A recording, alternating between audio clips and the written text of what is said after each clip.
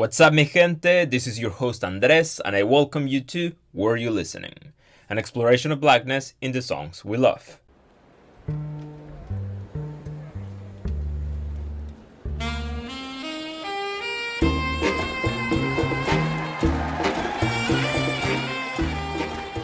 Today, we'll be listening to a song I really like, called Bruca Maniguá, written and composed by Arsenio Rodríguez and interpreted here by Ibrahim Ferrer with Buena Vista Social Club.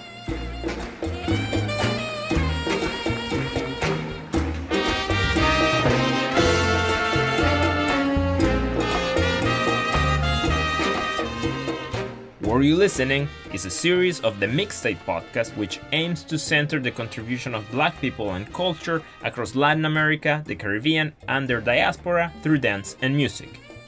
If you were looking to practice your bilingual skills, mira, si tú quieres practicar, there is also a Spanish version of this episode, así que ve y lo escuchas en español también. Follow us on Instagram at mixtape.podcast and click the link tree in our bio to find all of our episodes across all platforms, including Spotify, Apple Podcasts, and YouTube.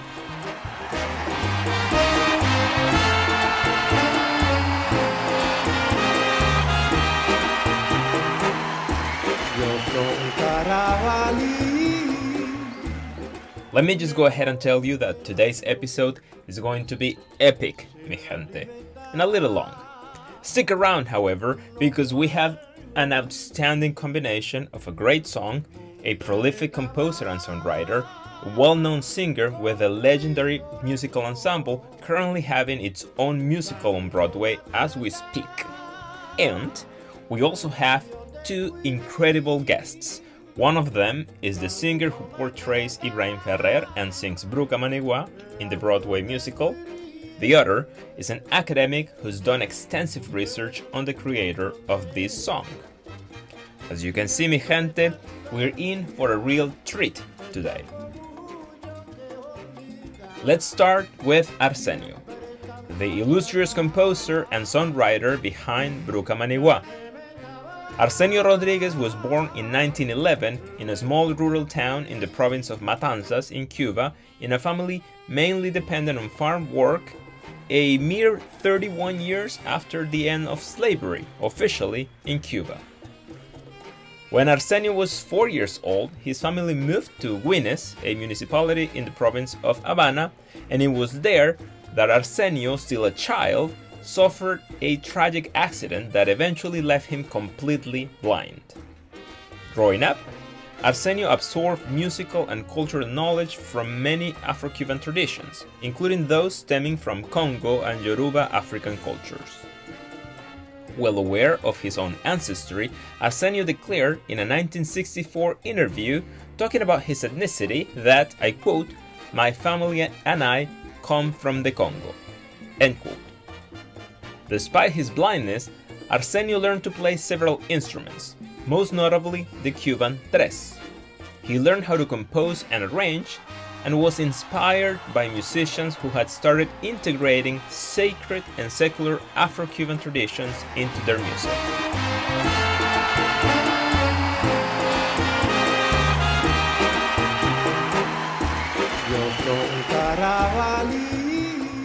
Arsenio would eventually become not only an extremely prolific artist who composed more than 300 songs, but also the creator of Son Montuno and one of the main pillars and creators of mambo music.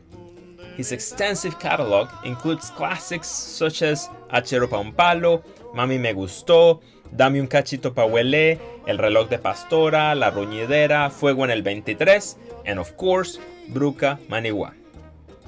Of his contribution to Latin music, Professor David García writes in his book Arsenio Rodríguez and the Transnational Flows of Latin Popular Music, I quote, "Arsenio was one of Cuba's most important composers and musical innovators of the 20th century.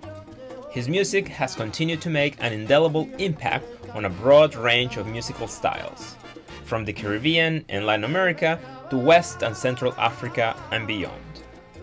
He created the Son Montuno genre, with his innovative conjunto ensemble, which Benny Moré, Tito Puente, and other Cuban, Puerto Rican, and Latin big band leaders adopted into their repertoires. By celebrating his African heritage and Cuban nationality while condemning racism in Cuba and throughout the Americas, Arsenio directly challenged Cuba's and in general Latin America's ideological contradiction, which historically has posited both the democratic principle of racial equality and the superiority of racial and cultural quote-unquote whiteness. End quote.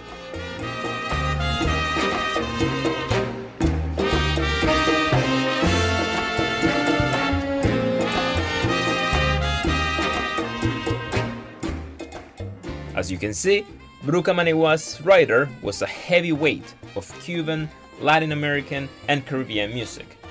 It is no surprise that the musical ensemble and global phenomenon Buena Vista Social Club included several of his creations in their albums. As for Buena Vista Social Club, it was as much the product of vision as it was the product of fortune. The vision came from the dream of director and band leader Juan de Marcos González, who was passionate about Cuban music from the 1940s and 1950s. The fortune came from an unexpected twist. The original project intended to bring together Cuban and African musicians. However, due to immigration problems, the African musicians were unable to make it to Cuba. And therefore, there was a need for a plan B. And you will tell me if it worked. To form the Buena Vista Social Club ensemble, director Juan de Marcos González recruited a number of outstanding veteran musicians, including pianist Rubén González, tres player Eliades Ochoa, and singers Omar Portuondo, Ibrahim Ferrer, and Compay Segundo, who was 89 years old at the time. Quite freaking remarkable.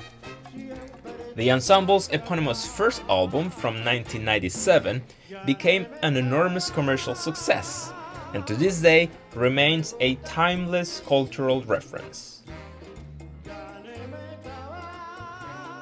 Finally, let me introduce the great Ibrahim Ferrer. Ibrahim was born in 1927 in the municipality of San Luis, near Santiago in eastern Cuba. At the age of 12, Ibrahim's mother died and he had to work to help support the family. Just 1 year later, he created his first amateur musical group with his cousin called Los Jóvenes del Son. From then, his musical career continued for decades.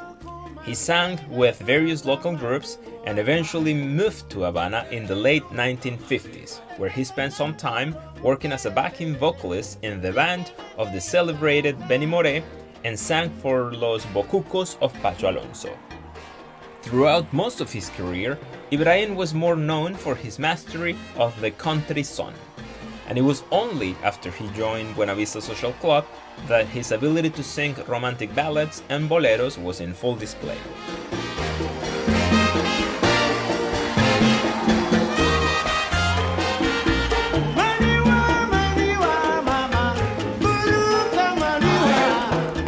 While today's song, Bruca Maniguá, was included in Ibrahim's first solo album called Buena Vista Social Club Presents Ibrahim Ferrer of 1999, the version we listen today was recorded live before his passing in 2005, and it was only released in 2015 as part of a collection of unreleased Buena Vista recordings in the album Lost and Found.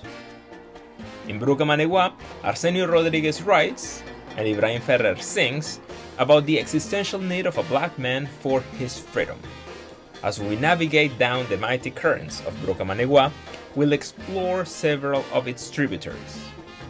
Stay with me as we embark together on this journey. Off we go. Let's listen.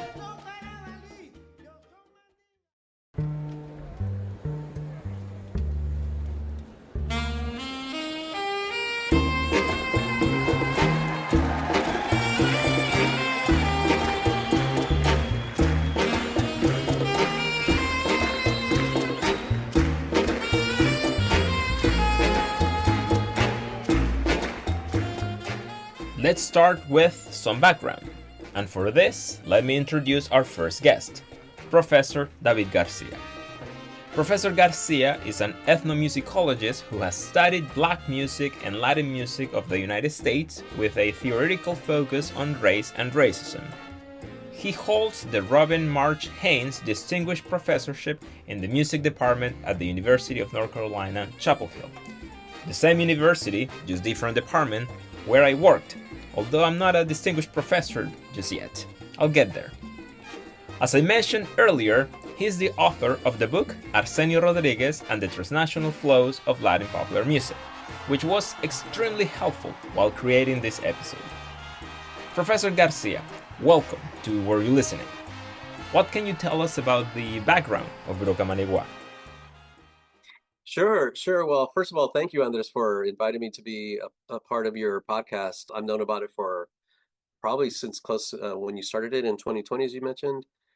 And I'm really happy to revisit my work on Arsenio. He was the topic of my dissertation.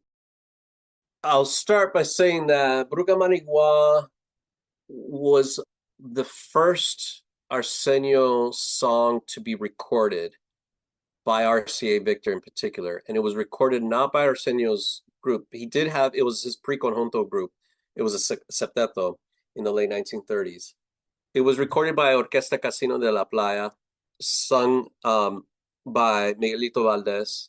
Orquesta Casino de la Playa was an all-white or a big band, a jazz, kind of like a jazz big band, a Cuban jazz big band. It shouldn't be a surprise for your audiences to know that in the 1930s and 40s, not only in Cuba but elsewhere, much of cultural life was segregated along racial as well as class lines. And so there were black social clubs, there were white social clubs, there were social clubs based on labor unions. Then, of course, the academias de baile, most were segregated. So Orquesta Casino de la Playa, like most Cuban big bands, was an all-white group that played for primarily, if not entirely, all white Cuban and then also tourists audiences. But they were all friends. Arsenio knew Miguelito Valdez because they played and they frequented similar, in spite of segregation, it wasn't all segregated, right? So they knew each other because they were musicians. And Arsenio invited Miguelito Valdez to record the song that he wrote as Bruca Maniguá in 1937, which they did. So, the first time Bruca Maniguá was recorded, almost a century ago, it wasn't recorded by Arsenio's conjunto. Interesting. Let me play you a little bit of that first version by Orquesta Casino de la Playa.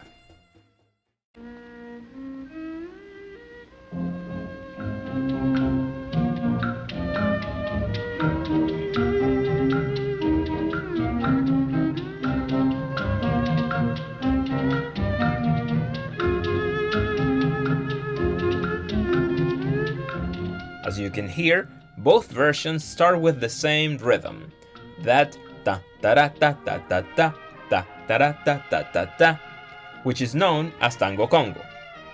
Professor Garcia, could you help us contextualizing Bruca Maniguá musically? The music itself, it's complex because it's steeped in Cuban popular music, Cuban popular culture, history, and race going back to the 19th century in the form of, for example, zarzuelas. For your audiences, zarzuelas were sort of light operas. It has a long history throughout Latin America, including Spain. And it was in Cuba in the 1930s and in the decades leading up to the 1930s. Many of the sort of stories, and this was sort of staged like light opera, as I mentioned already, dramatizations of stories, a lot of which took place in colonial era Cuba. And like blackface minstrelsy in the United States in the 19th century, there were character types like the negrito. And so in similar kinds or genres of stage entertainment that included music, there were certain kinds of music that were used to signify a particular character type.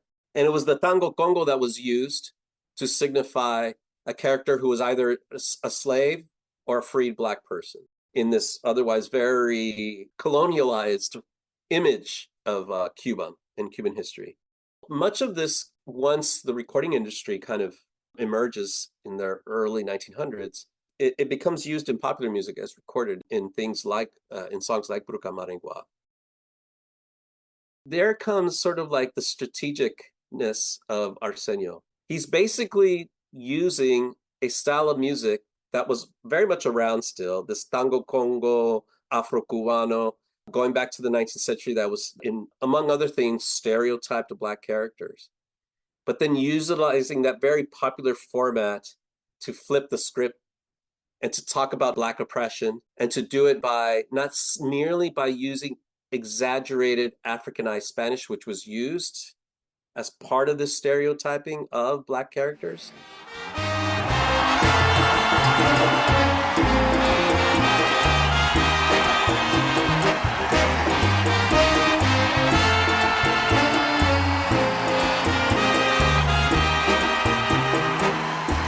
Yo soy Carabalí, nego de nación, sin la libertad no puedo vivir. Yo soy Carabalí, nego de nación. Sin la libertad no puedo vivir. I am Carabalí, a black man from Africa. Without freedom, I can't live. Every single time I listen to these lyrics, I get chills. I get overwhelmed by the beauty of their self-evidence. But I also get saddened by what they remind us of if we're listening. That deep desire for freedom we all have, which many people seem so comfortable these days accepting for themselves, while at the same time they snatch, incarcerate, and zip tie that desire for others who don't look like them. When I first felt the need to create an episode based on this song, it was back in May of this year, 2025. I was sitting at the Schoenfeld Theater in New York City watching the Buena Vista Social Club musical and hearing one of the artists beautifully sing Bruca Maniguá. His rendition was very moving, and I really felt Black people's yearning for freedom. At the time, I wondered what the singer felt as he let the words fly freely. My curiosity grew, and I decided to ask him. And I'm very thankful, amigos, because I was able to reach him, and he was very gracious to share some of his time with us. I'm so grateful when I get to meet people who are so humble and so amazing as he is. His name is Mel Semé. Mel is a musician, singer, composer, and songwriter who graduated in music from the coveted Universidad de las Artes in Havana, Cuba. Throughout his career, he has played in the symphonic orchestras of both Havana and Camagüey. He has participated in a number of teaching and performing projects in Europe. He led the group Black Gandhi and has participated in groups such as Skyland, Barcelona Percussion Project, and Man Ex Machina. Currently, he's in New York portraying Ibrahim Ferrer in the Buena Vista Social Club on Broadway. Welcome to Where You Listening, Mel. Please share with us, what does the song Bruca Maniguá communicate to you? Sí, en la tradición afrocubana. In Afro-Cuban tradition, as history tells us, enslaved people were obviously oppressed, and they had been taken from their homeland and forced to adapt to a new world. One of the ways they found liberation before they became physically free when slavery was abolished was through culture, through music. In those songs, there was pride, there was strength. Music became a way of communication among Black people during slavery and even after slavery, because that form of expression through culture, art, and music has carried on into today's Afro-Cuban culture. So, in the particular song, you hear a Black man who is proud of his African roots, who finds liberation in nature, and who expresses freedom through the song. For me, it's a reflection of the importance of culture, art, and the place where you're born, as expressions of freedom. No matter where you are, no matter what life circumstances you face, you're connected to your roots. You can feel like yourself. You can express yourself authentically. You can express without having to hide anything because you carry your identity within you. For me, being born in Cuba, carrying the Afro-Cuban tradition in my skin, in my DNA, this song gives me a simple, powerful way to express who I truly am and what freedom means to me. No puedo vivir, mundeleta va con mi corazón, tanto maltratar la flor del guirí, tanto maltratar la flor del guirí. Mundele Kaba con mi corazón. Tanto maltrata, cuerpo bafuiri. The white man is breaking my heart. From so much mistreatment, my body is dead. At this time, the lyrics start fusing Spanish with something else. And I wasn't very sure what they were saying, to be honest with you. As I looked for sources to get the lyrics and the translation of the song, I found two main sources. One is a write-up and a translation by Felipe García Villamil based on the original version of the song, which is part of Professor Garcia's dissertation. The other is also a write-up and a translation, but it's in the booklet of Ibrahim Ferrer's first album, based on the version of the song presented in that album.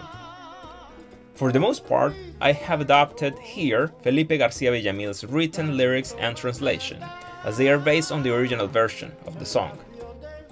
Professor Garcia, since this was part of your dissertation, what can you tell us about the language used here?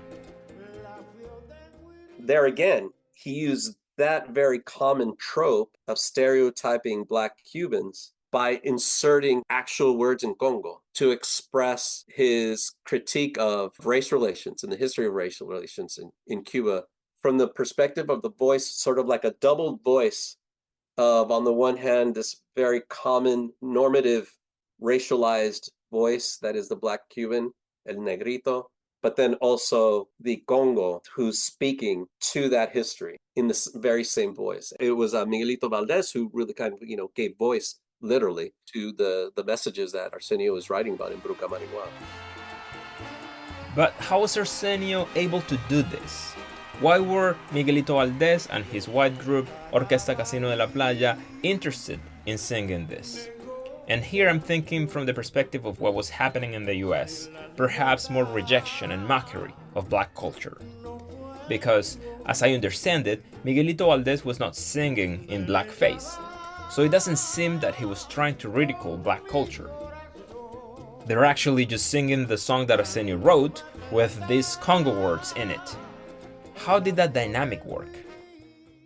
In terms of sort of its international popularity, whether in English-dominant speaking countries like the US or in Spanish-speaking dominant countries like in various parts of Latin America, outside of Cuba, this wasn't really legible, even for perhaps most Spanish speakers. And I certainly didn't know what was being said. And what I did, to come back to my dissertation research, I interviewed Felipe García Villamil, who was a practitioner of Santeria and also very much a practitioner of Palo. So steeped in this culture, because otherwise there was no way I was going to be able to begin to make sense of what this all means. And it was Felipe García Villamil who I interviewed in 1998. I mean, literally sitting down in his living room in the Bronx, playing the recording and pressing pause after each line, and him explaining to me, not only translating, but explaining. I mean, that's it. That was the knowledge that was shared with me. And so I would say that using myself as an example, it's the same for listeners, record buyers, or live in vivo at the cabaret, that they just wouldn't know. And then there's the element of exoticization as well. They didn't really care. It sounded exotic. It sounded, different. It sounded Black, maybe to like Cubans, for sure Black, but they weren't there necessarily to. I'm kind of like speculating a lot here, but I would be surprised if anybody was really interested in like, what are you saying? Perhaps that happened. No puedo vivir, mundeleta va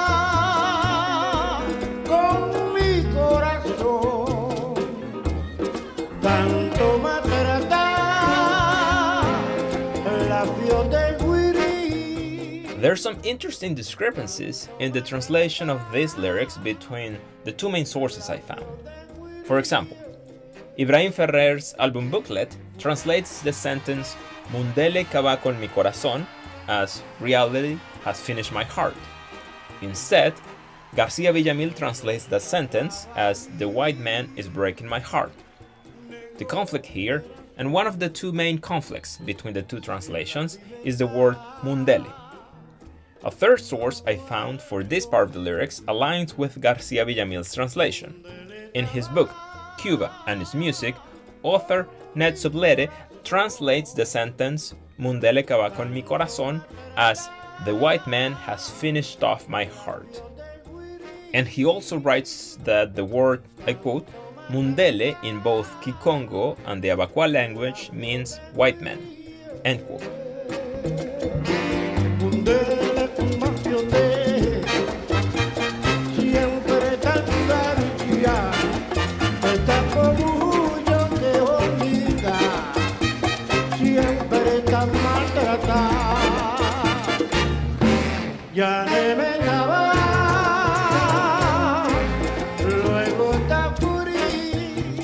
Mundele con bafioté, siempre tan garcha.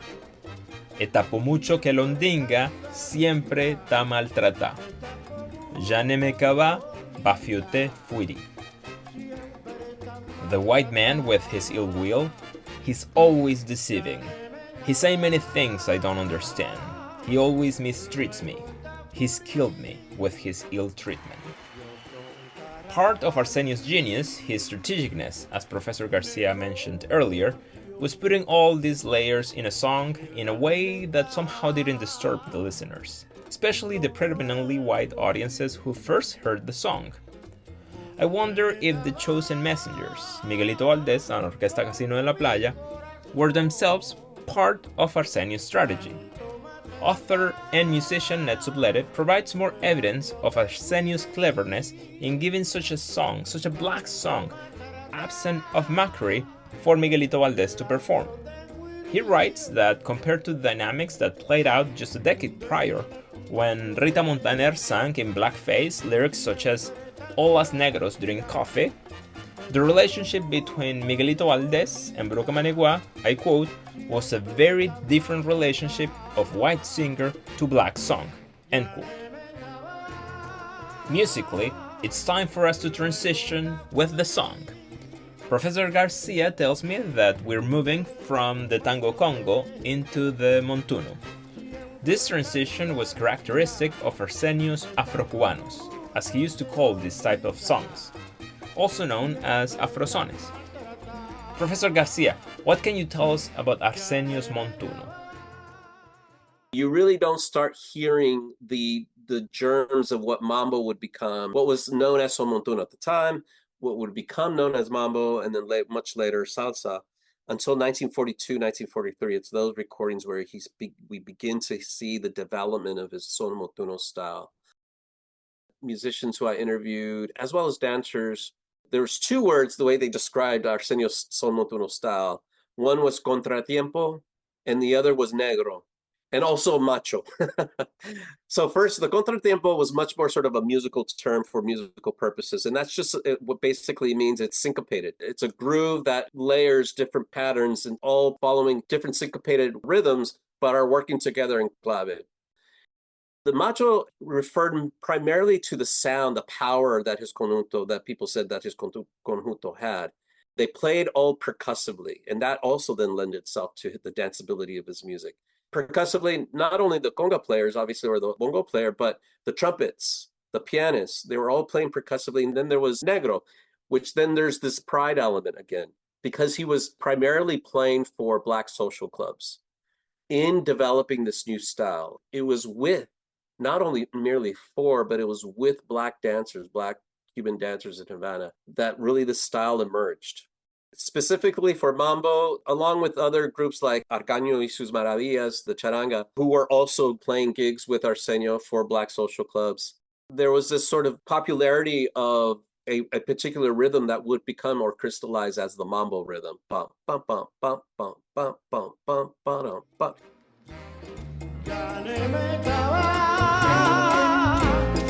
Luego está Furi.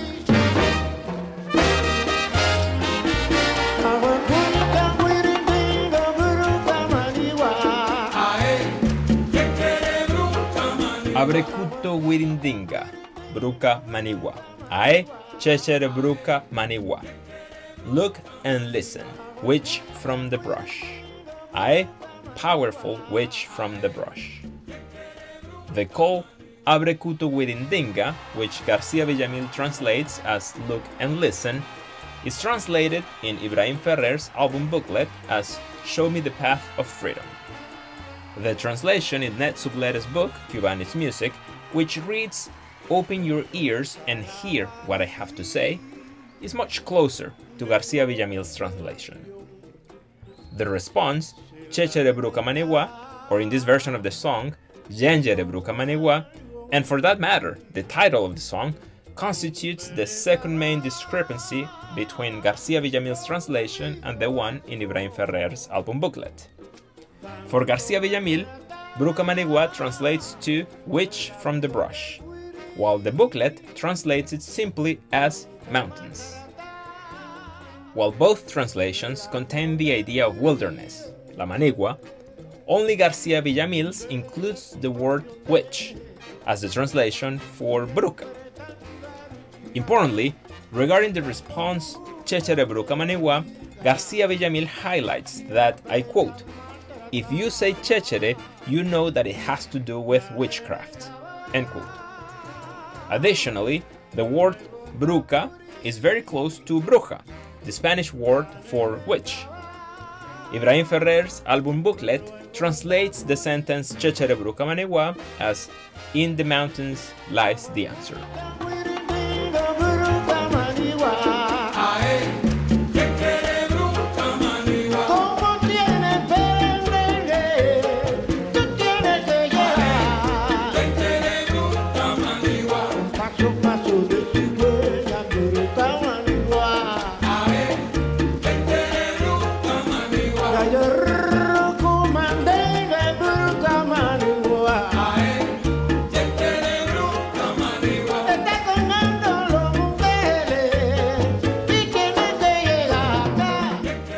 Combo tiene peremende, tú tienes que llegar.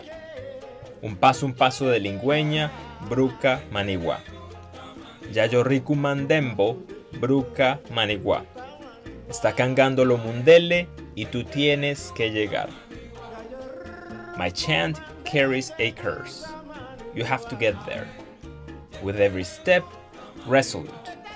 Witch from the brush. I will have my freedom. Witch from the brush. It's putting a spell on the white man, and you have to arrive. Here, I had to do a bit of a remix of translations. And that's because Garcia Villamil did not provide a translation for the line Yayo Rico Mandembo, so I adopted the translation that says I will have my freedom from Ibrahim Ferrer's album booklet, which fits well within the overall theme of the song.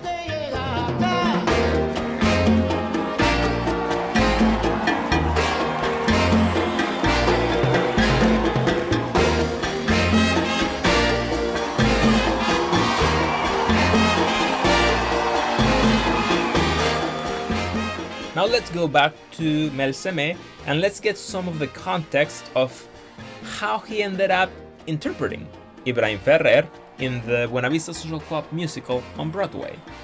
Mel, how did this happen?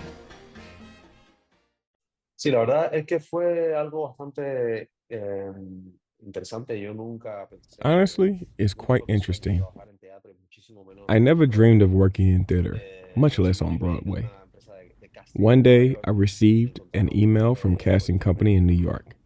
They found me online. Propusieron el trabajo. They simply asked me to send a video of myself singing some Buena Vista songs.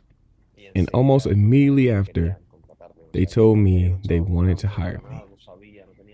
At that moment, I wasn't looking for something like this. And I had no idea that something like the Buena Vista musical was going to occur. But they reached out. And at first, I didn't want to do it. I live in Barcelona, and I already had my own projects and tours with a group of musicians from California. And whenever I travel to the US, I would always go to the West Coast. New York was never a city I imagined myself living in. It was always just a stopover for me. Those were some of the reasons I thought were stopping me from becoming part of the musical. I had my own projects, tours. I had no intention of living in New York. But they invited me to a workshop where I got to meet the entire creative team. That's when I realized what an incredible opportunity it was. The people involved are truly world-class artists. And it has really been a good decision because since then, I haven't stopped learning. I'm still growing every single day.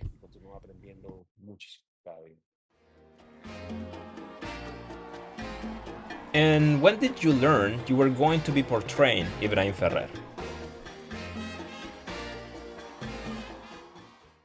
Sí, ellos me dijeron desde el primer momento que estaba interesado en contratarme para el personaje de Ibrahim Ferrer, lo cual era también algo que me impresionó. Yes, from the very beginning, they told me they were considering me for the role of Ibrahim Ferrer.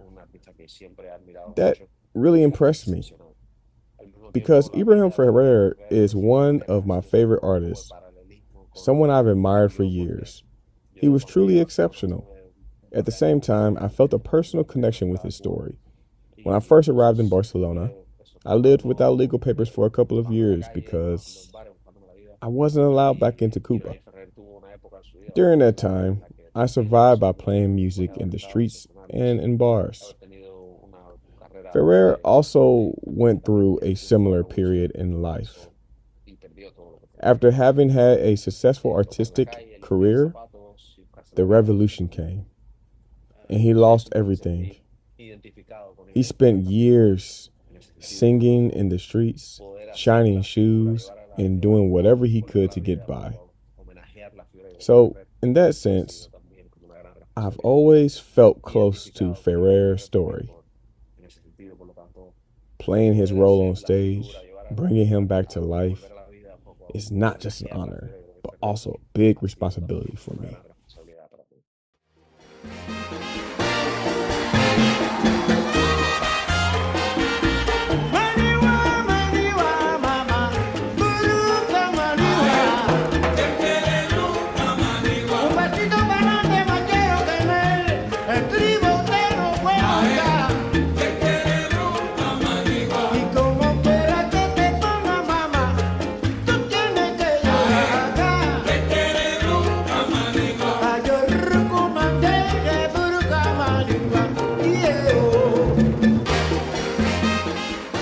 Maniguá, maniguá, mamá. Bruca Maniguá. Un pasito pa'lante, machero, que en el estribo se nos puede soltar. Y como quieras que te ponga, mamá, tú tienes que llegar. Ya yo recomandembo, Bruca Maniguá. Ayeo. The brush, woman. Which from the brush. A little step forward, machero, that in the stirrup it can get loose. No matter what happens, woman, you have to arrive. I will have my freedom, which from the brush. Ayo. Since most of these calls were not in the original version of the song, here I'm remixing translations again. In particular, the sentence, un pasito pa'lante machero que en el estribo se nos puede soltar, is really my best attempt at understanding what Ibrahim Ferrer was saying in Spanish. So honestly, take me with a big grain of salt there. Now, Felipe García Villamil does comment in his translation about the very last part of these lines, when the singer says, Ayeo. He tells us that, I quote, Yeyeo is a word in Yoruba. Yeyeo is Oshun, la caridad de cobre, the Virgin Mary of Cuba. End quote. This dedication to Oshun can be heard more clearly as a mi yeyeo, or to my yeyeo in English, in the original version by Orquesta Casino de la Playa. Check it out.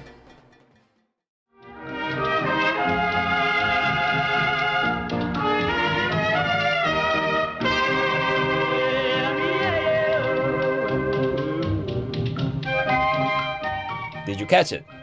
Okay, let's keep going. Mel, let me get back to you. Thinking back to those Cuban, predominantly white audiences who first saw this song being performed in 1937, do you draw any parallels between those first audiences and the ones who passed through Broadway to see the musical today? Para empezar, esta obra es una obra que rompe todos los cánones de lo que es Broadway. To begin with, this production completely breaks the mold of what Broadway usually is. For anyone who knows Broadway musicals, it's highly unusual to see a show where all the songs are in a language other than English, and where the story is so specific.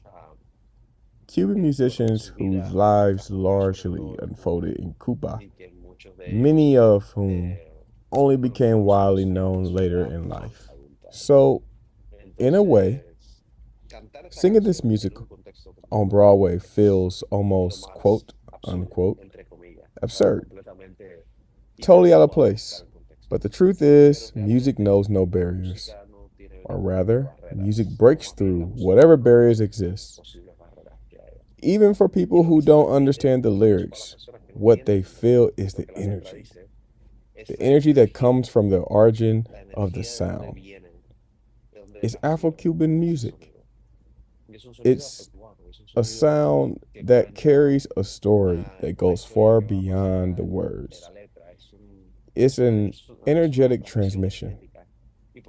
That's why audiences respond so strongly to the Buena Vista Social Club musical on Broadway. You see teenagers, kids, and longtime Broadway goers who are used to traditional shows. All of them experience it as something fresh and different. Even without understanding the language, everyone connects with what they're observing and the energy and power that the music transmits. Yo soy Carabalí, yo soy Mandinga y quiero mi libertad. Gente de Bruca Maniguá. Un pasito para adelante, machero, que en el estribo te no puedo estar. Gente de Bruca Maniguá. Esa negra me engaña, Bruca Maniguá. Yo soy Carabalí, yo soy Mandinga y quiero mi libertad. Un pasito para adelante, machero, que en el estribo se nos puede soltar. Esa negra a mí me engaña, Bruca Maniguá, a mí ya llevo. I am Carabalí, I am Mandinga, and I want my freedom.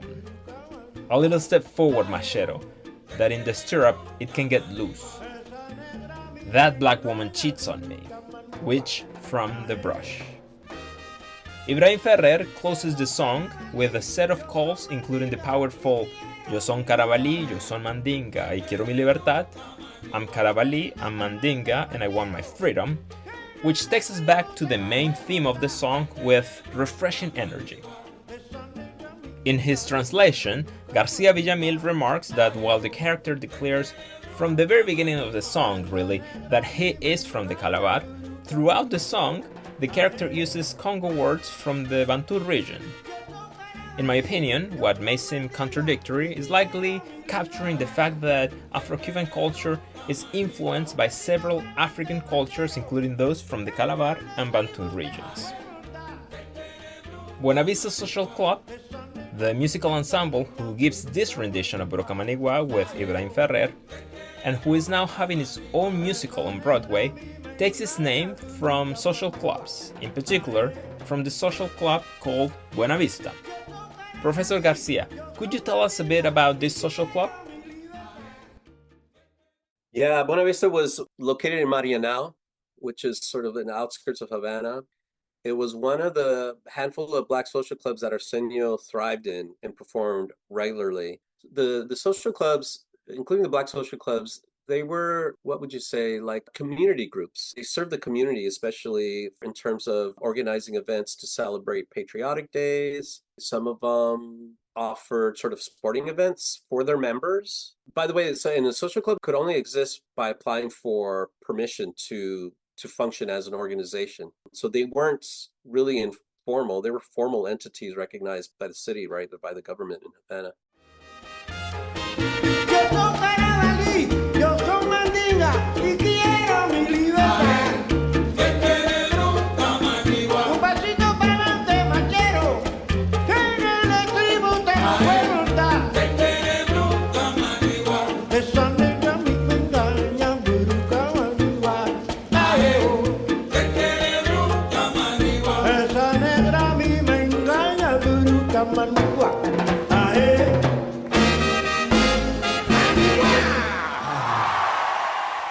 part of my desire to work on this song was that while I was watching the musical, hearing Mel sing about the black man's determination and desire to be free, I wondered if people were truly getting it. I remember thinking, I wonder if the audience is understanding what the song is saying. Isn't that rich? What silly arrogance. Looking back at what I've learned in this Bruca Maniguá journey, I can certainly say I was not getting it all myself. I was not understanding all the layers that Arsenio had hidden in plain sight. I was not getting his cleverness, his strategicness. How much more meaning is there in these songs?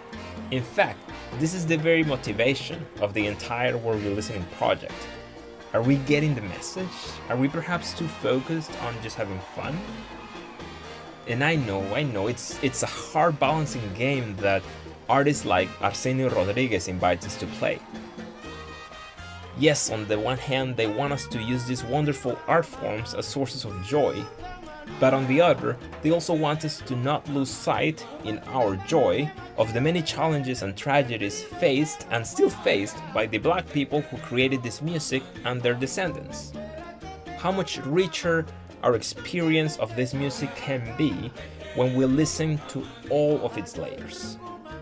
Given the history of black people in the Americas, a song like Bruca Maniguá, tragically, seems to be perennially appropriate. Mel, do you find any connection between the theme of Bruca Maniguá and the current realities that black and Afro-descendant peoples face in the United States? Es un momento bastante, bueno, como dicen, ¿no? El momento perfecto en el lugar perfecto. Ahora mismo. Well, it's quite a moment.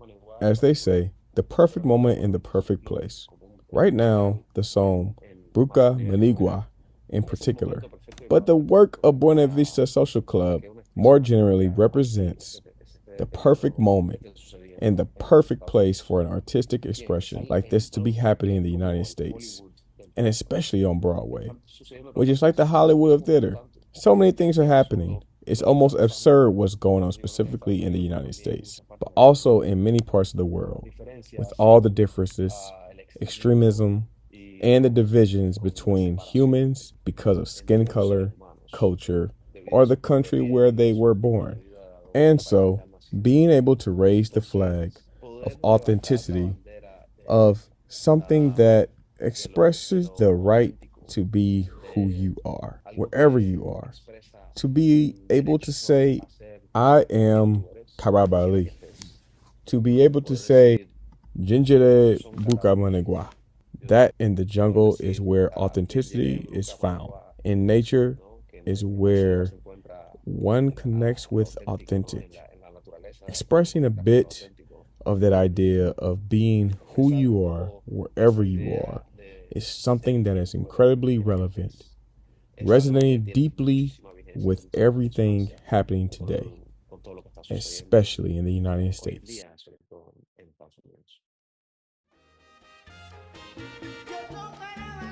Thank you so much for that reflection, Mel. But before I let you go, I have to ask. I know you're in a rush to go back to rehearsal, but would you mind singing a bit of Bruca Maniguá for the audience of the podcast? You know, in case they don't get the chance to see you in Broadway performing Bruca Maniguá. Yo soy Carabalí, negro de nación. Sin la libertad no puedo vivir. Un con mi corazón. Tanto maltratar, cuerpo está sufrir. Mundele combate, siempre está a luchar, que está por mucho que yo lo diga, siempre está maltratar, y ya no me está labio de morir, y ya no me estaba labio de morir. Yanyere Bruca Maniguá. Ahora cuenta un lindo Bruca Maniguá. Yanyere Bruca Maniguá. Siramento suaro suave Bruca Maniguá. Yanyere Bruca Maniguá. Un paso, pero un bulla Bruca Maniguá. Yanyere Bruca Maniguá. Bruca Maniguá. Yanyere Bruca Maniguá. How marvelous was that? Oh my goodness, thank you so much, Mel. That was incredible. I told you all, today's episode was going to be epic. I did not lie. Before I say goodbye, I want to thank our guests, Mel Semé and Professor David García, for sharing their time and knowledge with us. I really appreciate your willingness to participate in the podcast. And I have to give one additional thanks to Professor Garcia because he very gracefully sent me a copy of his doctoral dissertation with the translation by Felipe Garcia Villamil, and he also sent me a physical copy of his book on Arsenio Rodríguez. Thank you so much, Professor Garcia. Both resources were incredibly useful in the construction of this episode. And of course, I'm also grateful with Felipe Garcia Villamil for creating this translation for your dissertation. And since I wasn't able to include in this episode all of the wonderful material that Professor Garcia and artist Mel Semé share with us, I'll be releasing separate episodes on both languages with the entire interviews in the near future. Be on the lookout for those. I also want to thank Lauren Wilmore, who gave me initial motivation to reach out to Broadway artists. I wasn't feeling very confident back then, but she insisted, and here we are.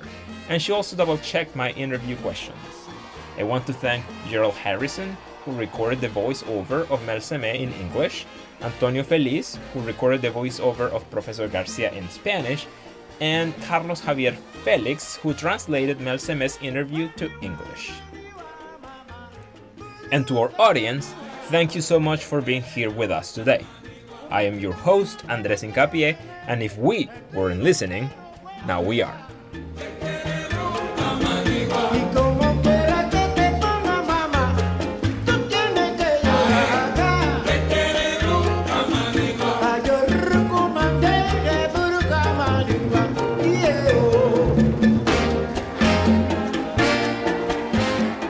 Thanks for listening to today's episode.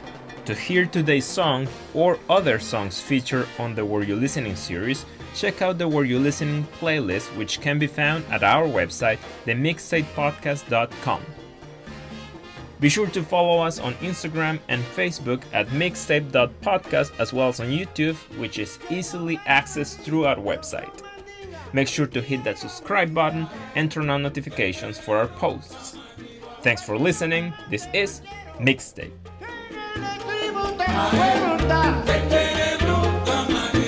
esa negra a mí me engaña, Bruca Maniguá. Esa negra a mí me engaña, Bruca Maniguá.